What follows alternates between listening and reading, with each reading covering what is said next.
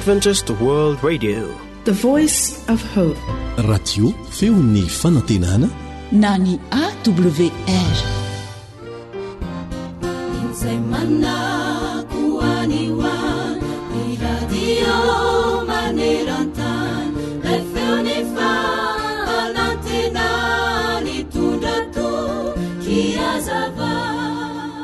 Inga Wilmarkham dia lehilahy mpamolaka kinga indrindra eo amin'ny fitaizana alika.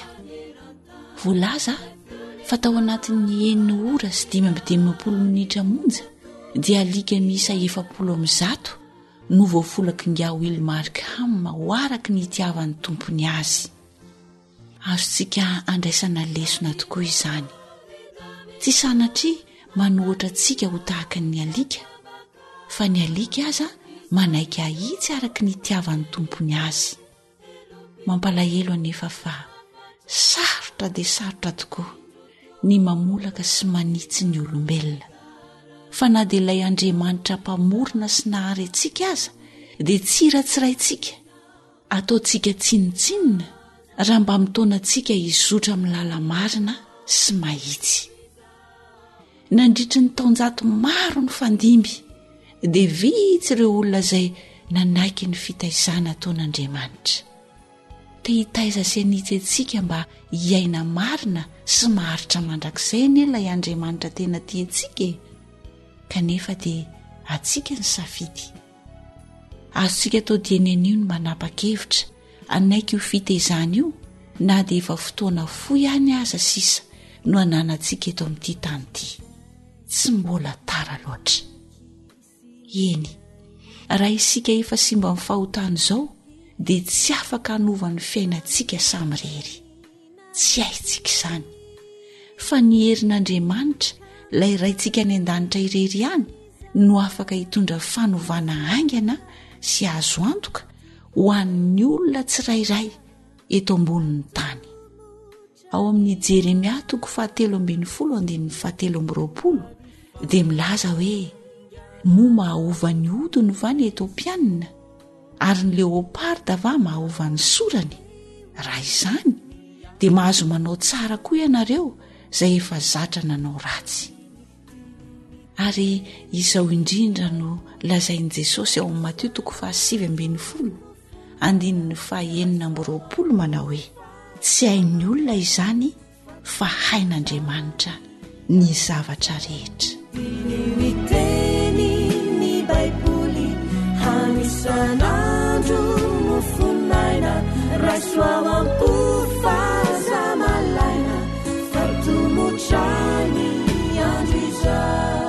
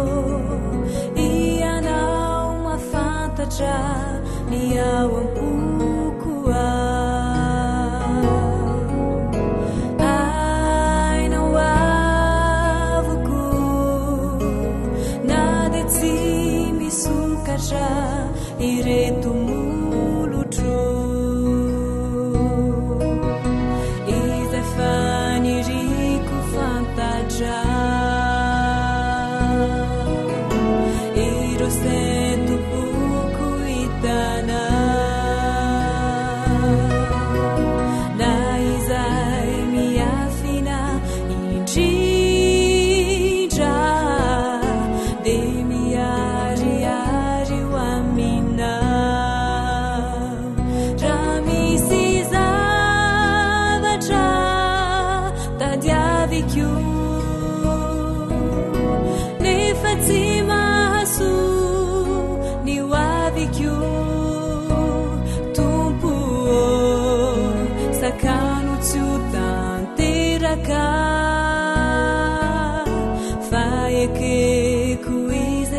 sitraka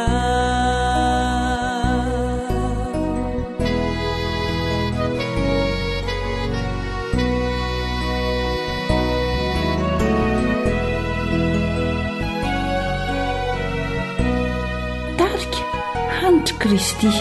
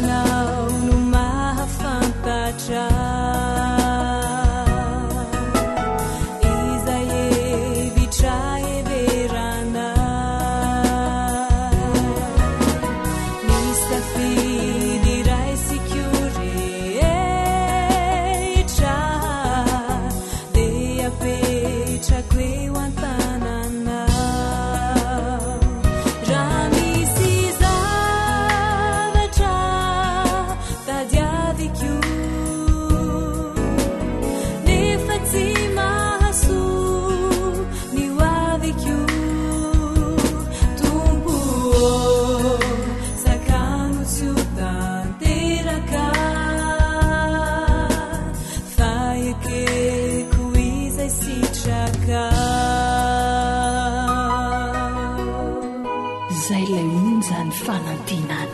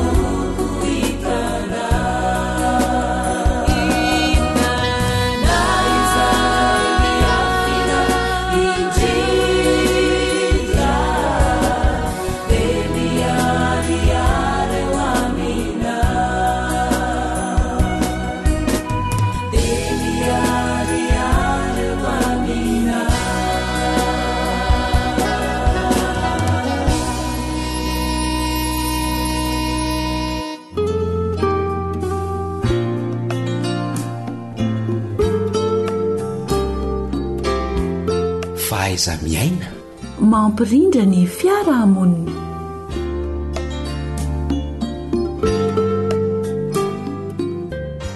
Rano antsino ny vidia raha mihoatra amin'ny feno tsy maintsy raraka, raha tapany kosa mitobaka ka nerany ihany no zaza koa ampitiavana sahazana ao piaino no anolorana ny arahbomba ampiraritsoa eo ampanarahana izao fandarana izao izay ny namanao lantormisa joely atrany no manolotra azy.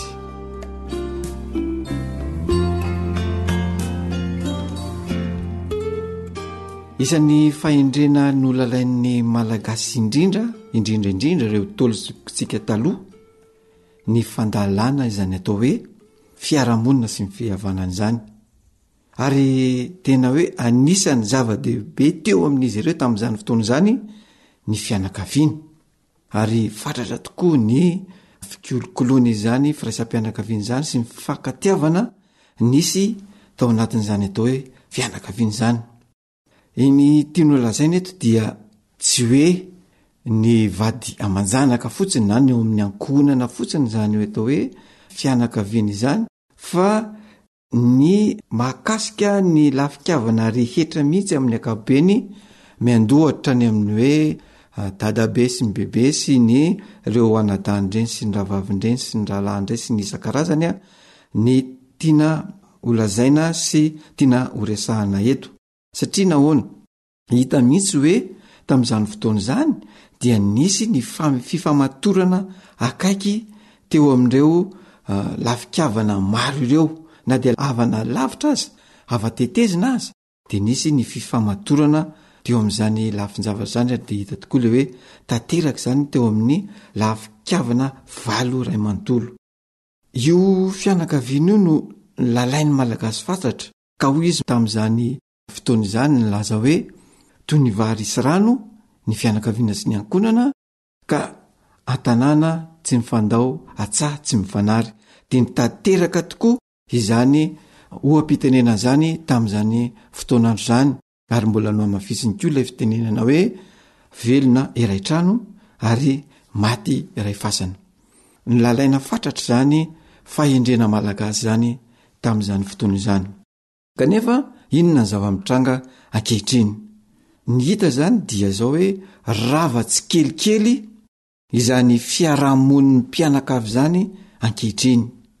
Tsy no inona fa noho ny fanabeazana sy ireo kolotsaina vahiny izay nezahana nampidirina teto Madagasikara, ka na dia io zavatra nolalaina aza dia ny maty tsy kelikely ary tena tototra mihitsy ankehitriny. Ary ny zava-misy dia ilay fiaraha-monina ao an-tokantrano eo amin'ny mazanaka sy ny ray aman-dreny sy ny vady sy ny zanaka no hita hoe nahatrany aza dia efa misy fahasimbany ilay fiaraha-monina kely. Dia zany no hita mantsy dia eo ny fahasairana ny ray aman-dreny aloha, indrindra isika aty an-tanàn-dehibe ny tena ahitana taratra izay hoe miainga maraina ny ray aman-dreny, ny zanaka lasa mandeha mianatra, ary misy aza ny zanaka sasany hoe mbola matory ny zazakely, dia ny dada na ny neny efa miala ao anatin'ny ilay tokantrano. Dia rehefa mody indray ny hariva, zaza na ankizy efa matory no vatan'ireo ray aman-dren'ireo. Arak'izany zany dia hita hoe manalavitra zany ilay fifandraisana eo amin'ny ray aman-dreny sy ny zanaka. Indraindray ohatra ny lasa hotely fisakafoanana sisa ny tokantrano, fa ilay tena fifandraisana misy eo amin'ny mpianakavy eo amin'ny ray aman-dreny sy ny zanaka dia ravatsy kelikely noho ny asa mandraraha sy noho ny fianarana izay ratovin'ireo ankizy ankehitriny-ireo.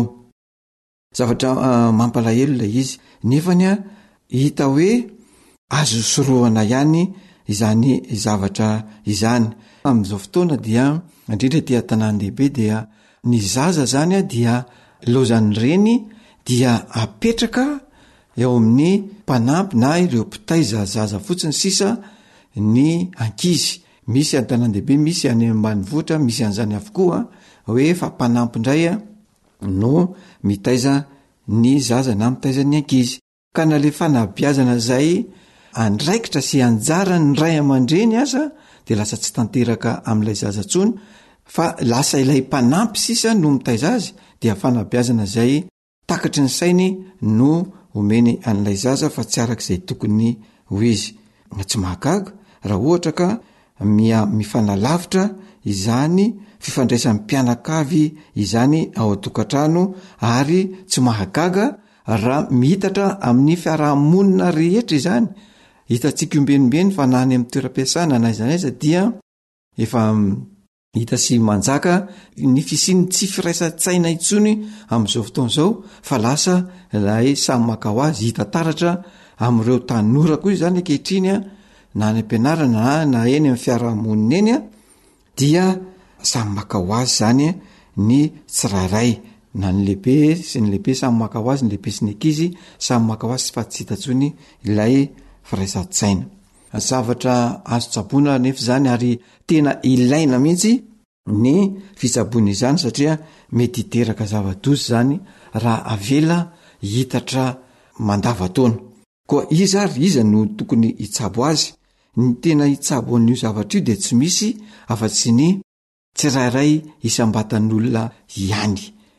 Izaho, ianao no tokony hitsabo an'izany zavatra zany. Amin'ny alalan'ny inona ary? Dia amin'ny alalan'ny famerenany indray ny fampisongadinana mahazava-dehibe izany hoe fiainam-pianakaviana izany. Ny fanabeazana mantsy dia voalohany indrindra tsy maintsy miainga ao anatina tokantrano anankiray ary miparika eny ivelany eny amin'ny fiaraha-monina eny, ka ao tokantrano zany no tokony anehoana izany. Mitsabo izany zany ny ray aman-dreny. Ianao ray aman-dreny dia tokony hitsabo izany, ianao zanaka dia tokony hitsabo izany, asiana ary apetraka mihitsy hoe misy fotoana ifampiresadresahana tahaka ilay takariva amorom-patana fahiny izay nisy nidinidinika teo amin'ny ray aman-dreny sy ny zanaka hatramin'ny dadabe, dia eo ny anitsiana sy amerenana izay zavatra very izay. Tsy dia hoe ilana fotoana lavabe ny zavatra toy izany, fa mametraka fotoana fotsiny. Mety hoe indray mandeha isan-kerinandro na indro na isan-kariva dia asiana izay fifampiresadresahana eo amin'ny ankonana sy eo amin'ny fianakaviana izay. Dia eo koa ilay lafitiavana lavitra zany dia mba apetraka hoe misy fotoana iaonan'ny fianakaviana na lafitiavana ray manontolo amina toerana anankiray, amin'ny fotoana anankiray, dia miaona daholy ny fianakaviana ray manontolo dia averina tsy kelikely zany, izay hoe firaisan'ny mpianakaviana izay, fifankatiavana sy fifamatorana ao anatin'ny fianakaviana izay. Koa isika tsirairay avy, ianao no entanina mba hanatanteraka izany, fa irina ary maniry tokoa izay eto amin'ny fandarana mba samy ampiatra ary hiezaka ny tsirairay hanatanteraka izany.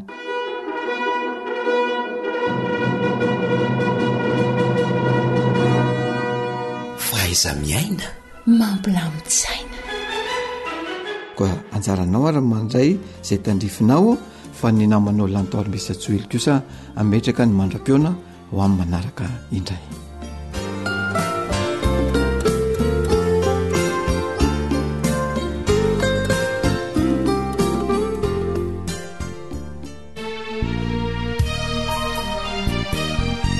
Tarika Roama.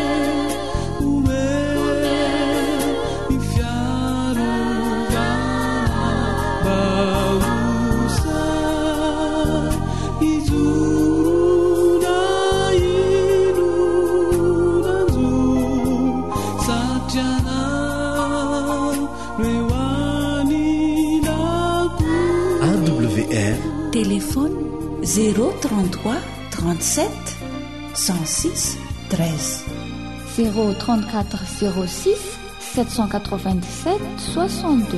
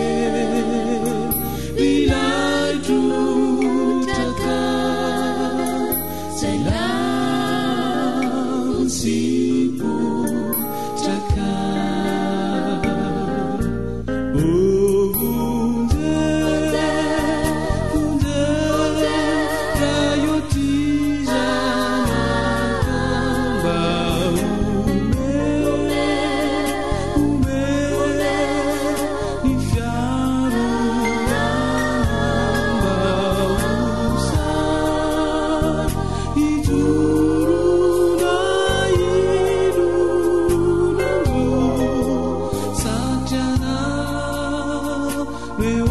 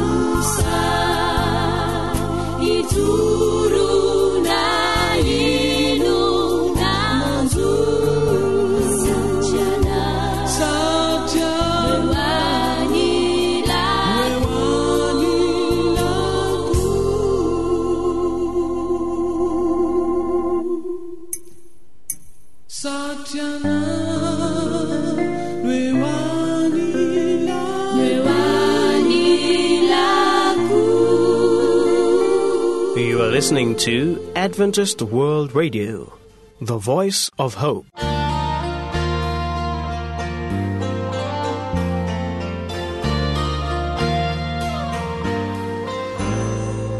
Hampodiny foniny ray ho amin'ny zanaka. Hampodiny foniny ray ho amin'ny zanaka. Famelabelarana ara-baiboly mahakasika ny fiainam-pianakaviana. Iarahanao amin'ny pasteur Tsereta Ludovic miaraka amin'ny feon'ny fanantenana.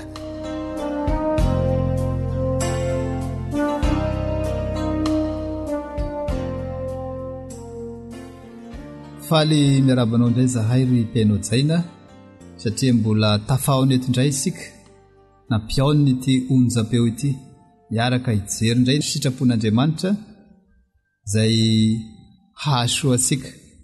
Raha tsy haivina foana dia nomena ny lohahevitra hoe hampodiny fony iray amin'ny zanaka izao ataridalana iarahantsika mijery izao. Ary mazavaina teto fa ny toetra ny vehivavy tsara dia tadidio fa isan'izany ny toetra mahay mikarakara sakafo ara-pahasalamana ho any ankohonany. Ary notsindriana teto fa tsy misaraka ny fahasalamana sy ny fahamasinana, ka izay vehivavy tsara dia tokony tsy halaim-panahy hampihinana ny ankohonany an'izay sakafo tsy madio na maloto. Izay no azavaina teto fa ny tianao resahana amin'izany dia izay sakafo mifanohitra amin'ny fahamasinana, satria nambarany soratra masina teto fa tempolin'Andriamanitra io vatasika io ary fanan'Andriamanitra nitoetra ao anatiny ka tsy mety raha sanatria ka sakafo mifanohitra amin'izany fahamasinany vatasika izany no hohanisika. Ary nampahafantarina sika ihany koa fa tsy ankasitrahan'Andriamanitra ny fanombantsika ny tenantsika amin'ny alalany fampidirana eo amin'ny tenantsika an'ireo zava-mahadomelina ireo. Ary no tanisaina teto moa fa ireto avy izany zava-mahadomelina izany: ny rongony, ny toaka, ny paraksy sigara ary ny kafe. Nonay fa mbola mitazona n'ilay fanapahan-kevitra ny raisinao ianao dia ny mba tsy anataterahanao an'izay fihetsika mifanohitra amin'izany toromarika ny soratra masina izany intsony ka isan'izany ny tsy hihinanana an'ireo sakafo mifanohitra amin'ny fahamasinan'ny vatatsikareo na lazaina koa hoe biby maloto ireo. Nifidy ny lohateny manao hoe Fianakaviana voatahy indray isika androany. Manana andraikitra ifanerasera amin'ny olo-kafa ny ankohonana ry mpiaino jaina. Tsy afaka hitoka-monina izany ankohonana izany.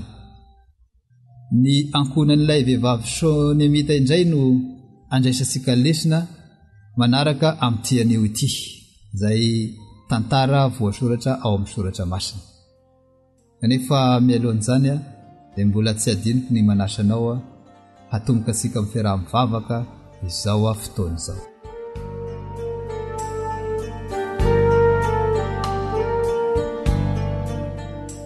dia manitra rainay eo misaotranao indray zahay satria mbola nomenao fotoana hahafahanay araka hijery ny sitraponao indray amin'izao anio izao ary inonay fa miaraka aminay ianao mitahirany ireo fanapahan-kevitra tsara izay efa niraisinay teo aloha ary androany koa raha hiteny aminay ianao dia mangataka aminao tompo mba anokatra ny fonay amin'ny alalan'ny fanainao masina ka tsy andalo koa ny teny avy aminao androany fa mba ho raisinay ary ho ankatoavinay satria ianao no Andriamanitra izay mpamorona anay.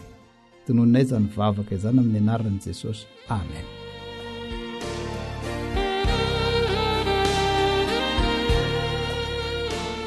Izao ny voalaza makasika n'ilay ankohonan'ilay vehivavy Shônemita ao amin'ny Mpanjaka faharoa toko 4:9. Mpanjaka faharoa toko 4:9. Tamin'ny indray andro Elisa dia nakany Shônema ary nisy vehivavy manan-karena tao nanery azy ihina-kanina ary isaky ny mandalo izy dia nivilina kao amin'ny hihina-kanina ary ira vehivavy tamin'ny lahy. Indro fa fantatry fa masina sady lehilahin'Andriamanitra ilay lehilahy mandalo eto amintsika mandrakariva. Andeha isika hanao hefitrano kely ambony rihana ary hasiansika seza sy latabatra ary seza ary fanaovanjiro ho azy ao ary raha tonga eto amintsika dia ao izy no hipetraka. Eto dia tokantrano voatahy manan-karena no voaresaka ary nanana farisen-dahatra fa tsara ny mandray vahiny ary raha ny tena marina dia fandraisam-bahiny niavaka satria lehilahin'Andriamanitra no nampiatra noiny. Resy lahatra amin'ny mahazava-dehibe ny asan'ny mpanompon'Andriamanitra ilay fianakavian'ny Shônemita ka nandray anjara amin'ny fanohanana amin'ny fomba manokana anio lehilahin'Andriamanitra io. Fianakaviana modely ity vehivavy ity ny amin'ny lafiny fitantanam-pananana. Manana toetsaina feno fahendrena izy satria voalohany dia ifampiarahana izy mivady ny fanapahan-kevitra rehetra atao. Hitantaratra zany tamin'ilay voasoratra teo. Andeha hisika. Ny tsara ho fantatra masy dia isany fototra mahatonga fikorontanana eo amin'ny fitantanam-pananan'ny mpivady ny fanaovana tsinotsinona ny fiaraha-mitantana. Ny nafinaritra kosa nefa dia tsy tahaka izany ty ankohonana ity fa ny fampiera amin'ny fanapahan-kevitra ho raisina lesona lehibe zany amin'ny fiainam-pianakaviana ry mpihaino hajaina. Ilaina ny fifanarahana mba hiarahana mitantana ny fanapahan-kevitra raisina mahakasika ny fiainam-pianakaviana. Misongadina ihany koa fa voadinika-izy mivady tsara ny zavatra kasaina tao ny lohany hanatanterahana azy. Manatanteraka n'ilay voalaza ny soratra masina ihany koa zany ity tokantrano ity dia ilay voasoratra ao amin'ny Lioka 4:7 manao hoe raha anao trano ny olona iray dia mipetraka aloha. Lioka 4:7. Efa voafaritra tsara ny zavatra hatao, ny fitaovana, zany hoe misy vinavina mazava. Zany no fahaiza mitantana tokony ho lesina ho raisitsika mitokantrano amin'ny alalan'ity tantara ity. Misarika ny sainsika zany amin'ny mikasika ny fanaovana teti-bolam-pandaniana eo amin'ny fitantanan'ny ankohonana izany. Indraindray mantsy raha tsy mitandrina isika dia mandeha ho azy fotsiny ny famoaham-bola dia indraindray aza mihoatra ny vola miditra dia lasa hidiran'ny olana ny fianakaviana. Fa eto zany amin'ny alalan'izao fiarahasika zao dia ampirisina ny ankohonana rehetra mba hanao teti-bola mpianakaviana ho fitantanana ny vola miditra mba hifandanja amin'ny mivoaka fa misoroka zavatra be dehibe izany. Ary inona fa raha sanatria ianao ka maniry te andalina kokoa amin'ny mikasika an'izany dia mbola afaka mianso indray ianao an'ilay lahara-tarobiny teo onjam-peo ity handaminantsika ny fotoana hanomezana toromarika ho anao mahakasika an'izany.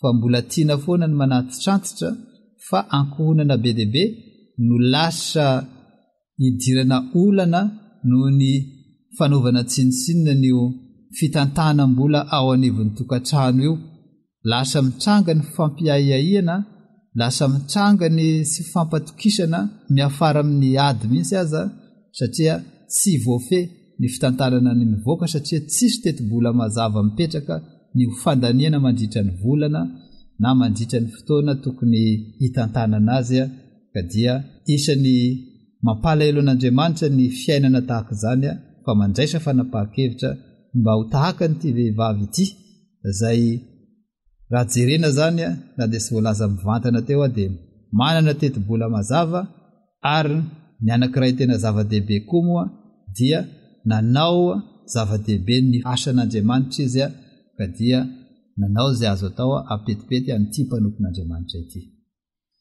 Ny manao zava-dehibe ny fanohan'ny asan'Andriamanitra ry mpiaino-jaina dia manatanteraka n'ilay voalaza ny soratra masina manao hoe ny haria arena ny an-danitra, izay voasoratra ao amin'ny Matthieu 5:20 sy ilay hoe fakatsao aloha ny fanjakany sy ny fahamarinany dia hanampo anao zany rehetrarehetra zany. Matthieu 5:13. Nametrahan'Andriamanitra fananana masiny fianakaviana mba ho tantanina, kanefa tiana ny manamarika fa izy Andriamanitra ihany ny tompony zavatra rehetra. Voalaza ny soratra masina zany ao amin'ny Salamo 4:1. An Jehovah ny tandrotra izay rehetra ao aminy, zao rehetra zao sy ny ponina ao aminy. Mpitantana fosiny isika olombelona ry mpihainao zaina, mpitantana ny an'Andriamanitra. Io fitantanam-pananana io dia isany ampiasan'Andriamanitra ny fifamatorany manokana amin'ny fianakaviana, satria amin'ny alalan'ny fahombiazana amin'ny fitantanam-pananana dia voatahy sy masina ny fianakaviana. Miseho amin'ny toy izao izany fifamatorana amin'Andriamanitra sy ny fianakaviana izany raha ny lafin'ny fitantanana no jerena. Izao ny voalaza ao amin'ny Levitiky 7:20. Ary ny ampahafolo ny vokatra rehetra, na ao amin'ny tany, na avy amin'ny tanimbary, na avy amin'ny saha, dia an Jehovah, masina ho an Jehovah izany. Levitiky 7:20. Ambaran'ny Baiboly zany, isaky ny mamokatra ny olona iray dia mitahiry zava-masina ho an Jehovah. Fitahiana lehibe izany, zany hoe tokantranon'ny fianakaviana izay misy zava-masina ho an Jehovah izany ry mpiaino zaina, dia ny ampahafolo ny vokatra izany. Raha atao amin'ny teny tsotra dia zao, isaky ny mamokatra zany ianao amin'ny fiariana ataonao, dia misy zava-masina ao an-tokantranonao. Inoko fa mahafinaritra tokoa zany, satria ny tokantranonsika izay tokantranon'olombelona fosiny ihany io, kanefa dia itoerana zava-masina isan'ny mamokatra isika. Ary izay no lazaina teo hoe mamaritra ny fifamatorana lalina amin'Andriamanitra ihany koa izany, satria tokony hanana fotoana iaonana amin'Andriamanitra hamerenana an'izany zava-masina izany aminy ny fianakaviana rehetra izay mamokatra tamin'ny raha nataony. Zao ny toromarika avy amin'Andriamanitra mikasika an'izany. Malakia 7:9. Entinareo ny ampahafolo karena rehetra mba hasiakanina ao an-tranoko. Mibaiko ny fianakavian'Andriamanitra ry mpiaino zaina mba hitondra ny ampahafolo ny vokatra, ilay masina ho an Jehovah ho ao ho any an-tranon'Andriamanitra. Ary ny fahatokiana amin'ny fanatanterana an'izany dia mbola ambaran'ny soratra masina fa hivaly fitahiana avy amin'Andriamanitra. Zao ny voalazan'ny soratra masina mahakasika an'izany. Matthieu 5:20-1:20. Zay mahatoky amin'ny kely dia ho tendreko ho mpanapaka ny be, hoy Jehovah. Tsara ny mampahafantatra fa ny fanapahana be izay no manin'Andriamanitra eo an'ny fianakaviana mahatoky dia ny fiainana mandrakizay. Raha mahatoky amin'izao fiainana kely izao, izay efa ho rava izao ny fianakaviana, dia ho azo antoka ny hahavoavonjy azy ka hiaina fiainana mandrakizay. Nasehony soratra masina ihany koa fa hoe mba hasiankanina ao an-tranoko. Zay no antony famerenana ny ampahafolo ny vokatra. Satria mba ho fampandehanana ny asan'Andriamanitra mantsy dia misy olombelona mpanompon'Andriamanitra ny ao, koa mila toanana ireo olona ireo mba hahafany mifantoka amin'ny asa fanompoana ataony, hanohanana ny asan'Andriamanitra izany no ampiasana ny ampahafolo ny vokatra masina io. Ny zava-masina ry mpiaino zay na dia hanatanterahana asa masina. Ary ankehitriny dia mbola misy mpanompon'Andriamanitra mila toanana mba hahafany mifantoka amin'ny fahafenoany ny fanatotosana ny asa fanompoana hampandrosoana ny asan'Andriamanitra. Ary eto dia tiako ny manao an'ity fanamarena kely ity. Fahadisoana ho an'ny mpanompon'Andriamanitra indray raha ampiasainy amin'ny raha ratsy masina, zany hoe fandrarana hafa io zava-masina ho an'Andriamanitra io. Fa ny mpanompon'Andriamanitra dia tokony hanokana ny fiainany sy ny fotoanany rehetra amin'ny fanatanterana ny asa fanompoana. Mpalahelo tokoa mantsy fa be dia be no lasa manararaotra maka anio zava-masina io amin'ny mpino kanefa rehefa avy eo ampiasainy amin'ny zavatra hafa fa tsy hanaovana ny asan'Andriamanitra. Tsy azo ampiasaina ho amin'ny fiariana hafa ny zava-masin'Andriamanitra, ary raha ny tokony izy ny mpanompon'Andriamanitra zany dia tsy tokony hanao zavatra hafa intsony fa pastora 100 420 ora amin'ny 420 ora, satria omana ampahany amin'io zava-masina io. Ka dia inona fa ho antsika mpitandrina ihany koa zany dia andray lesona amin'ny sitrapon'Andriamanitra androany. Engany antsika mba tsy hamitaka n'ireo mpino ireo ka angonisika fosiny ireo, ary rehefa avy eo ividianasika fiara ohatroatra anaovasika fitadiavam-bola hafa fa sy izay no antom-pisiany zava-masin'Andriamanitra, fa anohanana asika ireo, anatanterahasika ny asan'Andriamanitra, ka tsy tokony ho fitahasika amin'ny toy izany ireo mpino izay manaraka ny soratra masina. Ampahafantarina ny fianakaviana ihany koa fa nanana endrika maro ny fanatitra ho fampandrosoana ny asan'Andriamanitra teo amin'ny vahoakany hatramin'izay. Voalaza teo ny mikasika ny ampahafolo ny vokatra, fa hitantaratra amin'ny vahoakan'Andriamanitra ihany koa fa isaka ny miangona ny vahoakan'Andriamanitra dia mitondra fanatitra ansitrapo na rakitra. Baiko sy toromarika avy amin'ny soratra masina ihany koa izany. Milazan'izany eo amin'ny tantara voalohany 9:7-20. Manomezan'i Jehovah voninahitsy ny anarany, mitondra fanatitra ka makanesy eo anatreny, miankofa eo anatren'i Jehovah amin'ny fihaingoana masina. Amin'ny Nehemia 7:1-7 dia mbola miresaka makasika an'izany. Ary ny sasany tamin'ny lohan'ny Fianakaviana dia nanome darika volamena 2 alina sy mena volafotsy 200 sy 2,000 ho amin'ny rakitra hanaovana ny asa. Ny mampiavaka ny rakitra indray zany ry mpianao jaina dia antsitrapoa ianao no mamaritra azy, ary misy antony 2 ny antony anatanterahana azy, dia ny fiankofana eo anatren'Andriamanitra ampahany amin'ny fitompivavahana zany ny fanatanterahana ny rakitra io, ary fanoanana ny asan'Andriamanitra, zany hoe ohatra hoe fanarenana fiangonana na fanorenana fiangonana dia ampiasaina amin'izay. Tsy voafaritra indray zany ny ampiasana ny rakitra, indraindray manao rakitra mba hanampianan'ireo sahirana, anatanterahana asa fanorenana, ary ho mariky ny fiankofana amin'Andriamanitra ihany koa.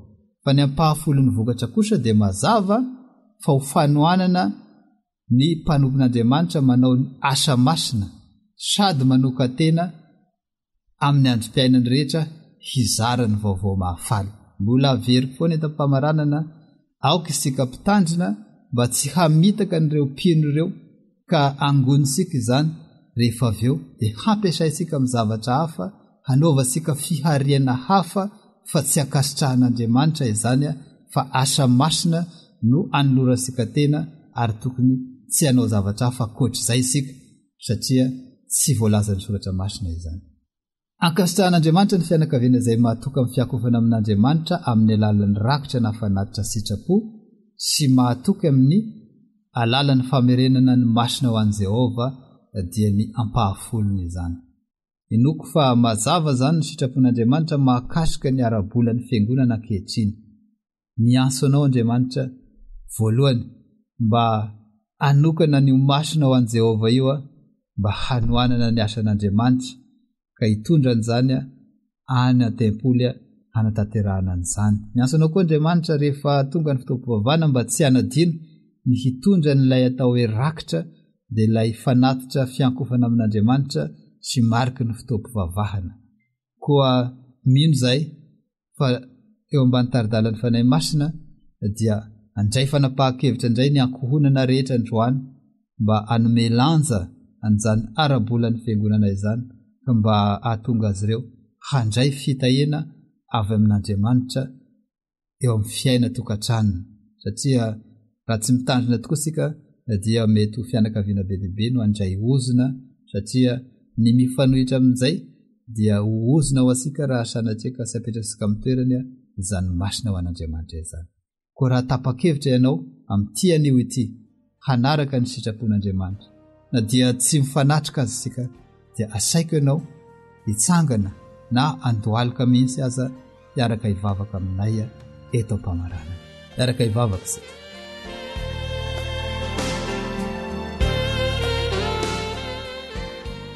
Andriamanitra rainay eo misaotranao indray zahay raha nomenao toromarika lehibe androany tamin'ny alalan'ny ohatra nomen'ilay fianakavian'ilay Sonemita izay resy lahatra tamin'ny fanohanana ny asan'Andriamanitra. Fitarinao anay Tompo fa misy tokoa ny masina ho anao isaky ny mamokatra izay dia mampitoetra masina ho anao ao an-tokantranonay izay dia ny ampahafolon'ny vokatra. Ampio izahay mba sy ho alay-panahy hikitika amin'ny sy tokony ampiasana azy an'izany masina ho anao izany fa mba hanokana an'izany ho amin'ny fanohanana ny asan'Andriamanitra. Ampio koa izahay mba tsy hanadino ny fitondrana rakitra na fanatitra ny sitrapo rehefa hiaona aminao amin'ny alalan'ny fotoam-pivavahana dia ny fotoana fivavahana masina mifaritanao izany. Ka dia misy mananteny izahay fa fianakaviana be dia be no miaraka aminay vavaka aminay amin'ity anio ity. Raiso izany fanoloran-tena sy fanapahan-keviny izany Tompo ka dia mba hosoloana ho fitahiana ho an'ny ankohonana ane izany ho voninahitry ny anaranao rery.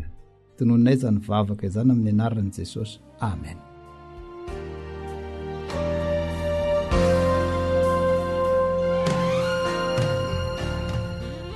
Namanao ny pastora Tsereta Lidovika ihany ny mbola niaraka taminao teto ary mbola mananteny izahay fa mbola hiaona eto indray isika rahampiso anohy ny toyny izao dinidinika ara-tsoratra masina izao. Mirary soa ho anao indray izahay.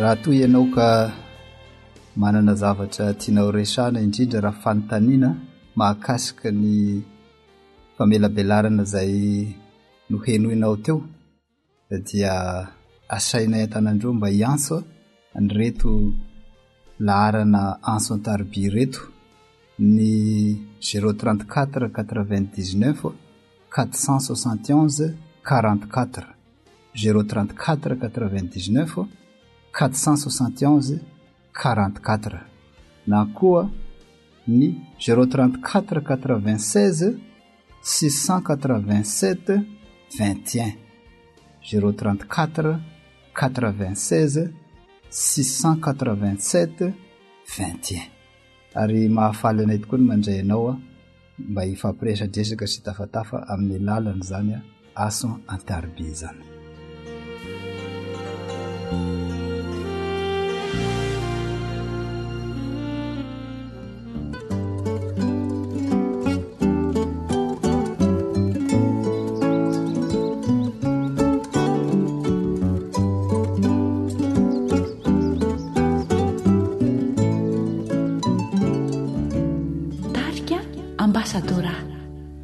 Ny androko ny fiainako nao lafa na fohy omeko anao atolotro anao miarenako fananako ny fitiavako omeko anao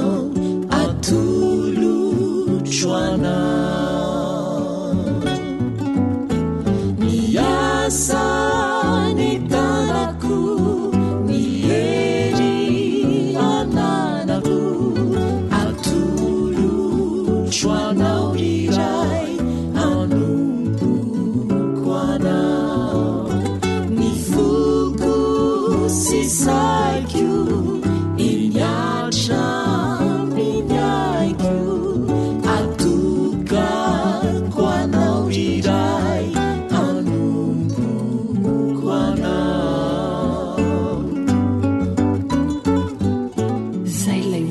fanantenana.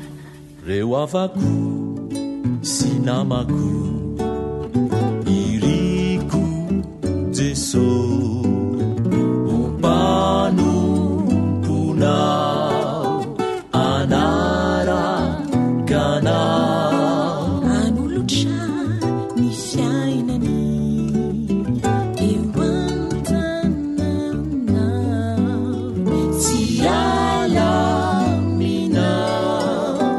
na ino nanso ny asa ny tanako ny hery anarako atokako anao iray anompoko anao ny foko sy saiko eny antraminy aiko atokako anao iray anompoko anao ny asa ny tanako ny hery ananako atokako anao iray anompoko anao ny foko sy saiko eny antraminy aiko atokako anao iray anompoko anao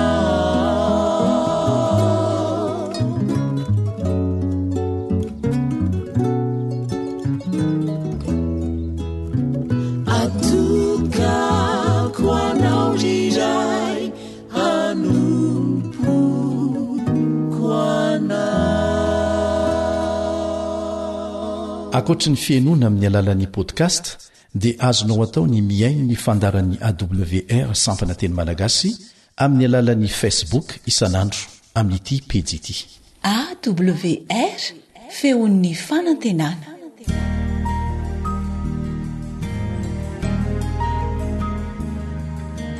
Faniteninao no fahamarinana. Taridalana manokana fianarana baiboly avoaka ny Fiangonana Advantista maneran-tany. Iarahanao amin'ny radio feon'ny fanantenana.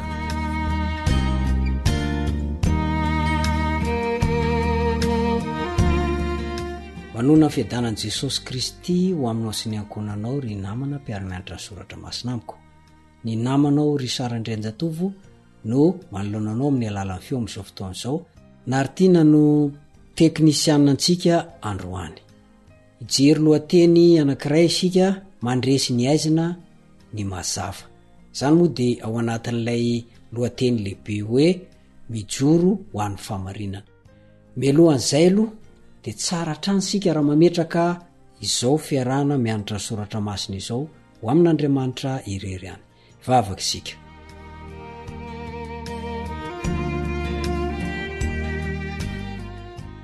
Raina izay ny an-danitro, no ny fitantananao no nahafahanay mihoana indray tamin'ity anio ity.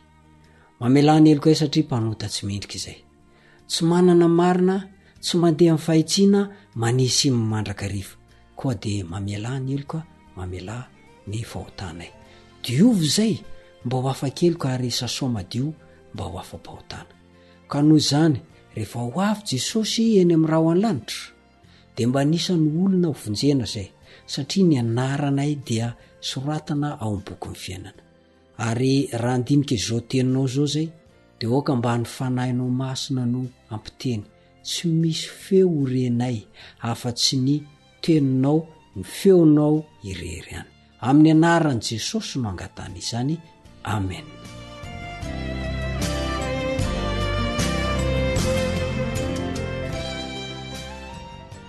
Mandresy ny haizina. Ny Joda andininy 7 sy 4 dia miresaka toy izao. Joda ny andininy 7 sy 4 amin'ny anaran'i Jesosy. Ry malala, raha manao izay zotim-po rehetra hanoratra aminareo aho ilazany amin'ny famonjena iombonantsika, dia nisy natery ahy hanoratra aminareo. ananatra mba iezanareo mafy hiaro ny finoana zay efa voatolotra indray mandeha monja ho an'ny olona masina fa misy olona sasany efa niditra misokosoko zay voasoratra fahino ho am'izany fahamelona izany de olona ratsy fanahy zay mamadika ny fahasoavan'Andriamanitra ho fijerijejona sady nandany andrian-tokana de Jesosy Kristy tompontsika. Misy fampitandremana eto entin'ny apôstôly Paoly. Tsara ny afantarantsika fa ny bokin'ny Joda de nosoratana ny alokeliny taona 590 taorian'ny Kristy ho an'ireo kristianina matoky zay malala ao amin'Andriamanitra ray sy voatahiry ho an' Jesosy Kristy hoy ny 1 amin'io bokin'ny Joda io. Ireo mpino matoky reo de nanarina mafy mba hiezaka hiaro ny finoana efa voatolotra indray mandeha monja ho an'ny olona masina fa misy olona sasana ozy efa niditra misokosoko. Ireo olona reo de mamadika amin'ny fahasoavan'Andriamanitra ho fijerijejona araka voalaza ny 3:7. Nanandanja lehibe tamin'ireo mpino tamin'ny vanim-potoana tenantena ny fananarana io rehefa nibosesika niditra tao amin'ny fiangonana ny fomba fanao jentilisa ary natao tsinotsinona ny tenin'Andriamanitra noho ny amin'ny lovatsofin'olombelona. Nandritra ny taonjato maro de olona marobe toy ny voadoha no ny joro ary ireo voadoha reo de niaro ny fahamarinan'ny soratra masina. Tadidinao le tamin'ny fiatombona tany 3 ihany ho any marina. Andriamanitra, ny Baiboly, ny teniny ary ny lalàny. Halan'ny Satana mafy reo fahamarinana reo, zany mahatonga azy mezaka mafy hanao zay tsy hanatanterahanytsika an'ireo. Ary anisan'izany ho isika ny tenin'Andriamanitra ilay fahamarinana manamasina antsika. Nanditra ny taonjato maro de olona marobe toy ny voadohano ny joro mpiaro ny fahamarinan'ny soratra masina io. Ny nohon'izy ireo fa i Kristy no ho an'ny mpanalalana ho azy ary ny Baiboly ihany no ho an'ny loharanon-keriny. Tamin'ny fotoanandro rehetra de nisy vavolombelona ho an'Andriamanitra de olona zay nakamaminy finoana an'i Kristy ilay ihany mpanalalana amin'Andriamanitra sy ny olombelona ary ny tanan'ny Baiboly ho an'ny fitsipika ny fiainany sy manamasina ny sabata marina. Zay mivoalaza ny hery mifanandrina takila 9. Andao angentsika maky araka izay voalaza amin'ny Apokalipsy 2:10. Apokalipsy 2:10. Aza matahotra zay efa heretanao, indro ny devoly efa nao ny sasany aminareo ao an-dranomaizina mba ho voazatoetra ianareo ary anampahoriana hafoloana. Aoka ho matoky hatramin'ny fahafatesana ianao de meko anao ny satroboninahitra fiainana. Ireo tenin'ireo de nosoratana ho an'ny fiangonana tao Smirna. Iray amin'ireo Andriamanitra mpiaro ny tanàna i Dionisiosy, ilay Andriamanitra ny lanonana sy ny fahavokarana. Rehefa maty ireo pretra ny Dionisiosy de nisy satroboninahitra napetraka teo andon'izy ireo nandritra ny fandevenana. Mampifanoitra i satroboninahitra eto tany apetraka eo andoha amin'ny fotoana hafatesana io amin'ny satroboninahitra ny fiaina apetraka eo andon'ireo zay mandresy ny herin'ny ratsy i Jaona. Omena ireo zay niaritra fizantoetra, fahasarotana samihafa, fijaliana ary fahafatesana noho ny amin'i Kristy ny satroboninahitry ny fiainana. Ny satroboninahitry ny fiainana no nandrisika ireo mpino mahatoky ireo hiaritra fahafatesana noho ny amin'i Kristy. Mandrisika ny mpino ao anatin'ny toe-javatsarotra mandrakariva ny satroboninahitry ny fiainana. Izany nandrisika ireo voadohata ao anatin'ny fanaintainana sy ny fanenjena. Fantany fa ahitany Jesosy izy ireo ndray andro any ka hiara-monina aminy mandrakizay. Ny aretany hatramin'ny fahoriana zay nefara tamin'ny fahafatesana mihitsy. Ho antsika koa zany satroboninahitry ny fiainana zany. Mety mandalo fitsapana isika amin'izao fotoana izao. Mety ampahoriana mafy. Zao ny tsarovy, misy satroboninahitry ny fiainana miandry antsika raha mibanjina ny Jesosy Kristy mandrakariva antsika. Ka na ho avy ary ny fahafatesana, na ho avy azy ny fandringanana, de tadidio fa ny valosoa ho an'ireo zay niaritra, ho an'ireo zay manantena le lanitra vaovao sy tany vaovao, de ilay fiainana mandrakizay tsy isy fiafarana mihitsy. Ho asy anao ne zany ry namako mpiara-mianatra ny soratra masina. nahoana no kivy nahoana no ketraka atodio mandrakariva ao amin'le jesosy niaritra ny fahoriana ho antsika ny maso ny fijery ary de meteza iandany aminy fa tena za miteny aminao fa ilay fiainana mandrakizay hoy ny baiboly no hoan'ireo zay niaritra ilay fiainana mandrakizay tsy anapataperana no mena an'ireo zay tsy mivadika tamin'Andriamanitra fa ny andany taminy mihintsy manantena fa irino fatratra izany koa andao hoentintsika ambavaka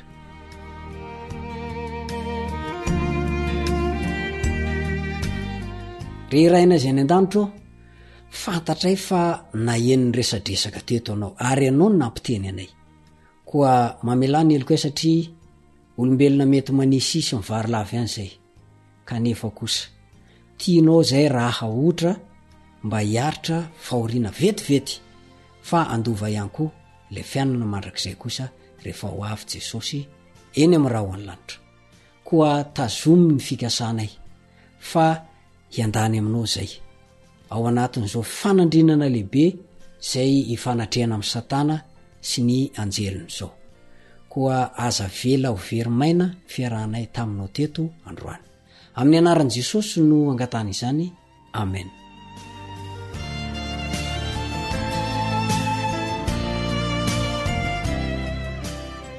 Misaotra ny teknisianina naritiana nampita amin'ny feo any amintsika tsirairay avy ary manome fotoana ho aminao amin'ny manaraka indray ny namanao ry Sara Andrianjatovo veloma tompoko.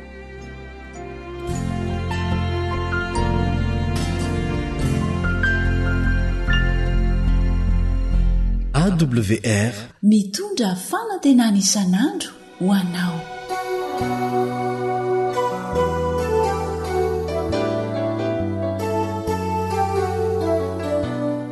lalana marina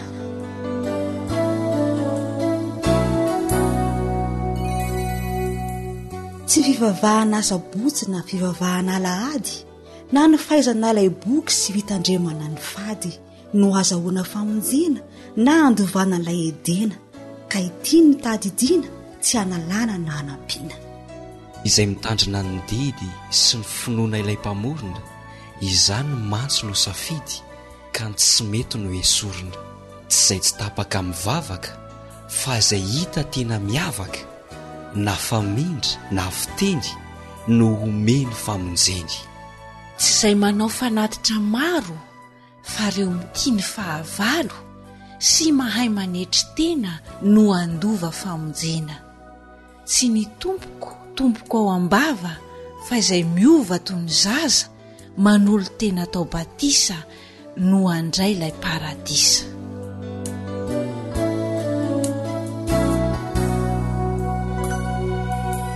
Mpanoratra Radesy Ambomandroso Aparavaravula.